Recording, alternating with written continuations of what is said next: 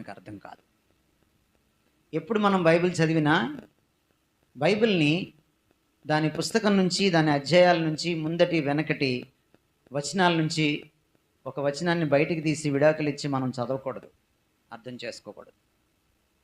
ఇది చాలా తప్పు. దానివల్ల చాలా అనర్థాలు ఏర్పడ్డాయి. అందువల్ల 14 అధ్యాయాల సారాంశం మనకు అర్థమైతేనే 6వ అధ్యాయం 3వ వచనం మనకు అర్థమవుతుంది. ఎందుకు జ్ఞానాన్ని, దేవుని జ్ఞానాన్ని మనం వెతకాలి, దానికోసం ఆయన చెప్తున్నాడు, ఆయన్ని అనుసరించాలి అన్న విషయాలు మనకి ద్యోతకమవుతాయి, అర్థమవుతాయి. మనము ఈ ప్రవచనం యొక్క బ్యాక్గ్రౌండ్లోకి వెళ్ళి చూడడానికి మనం ప్రయత్నం చేద్దాం.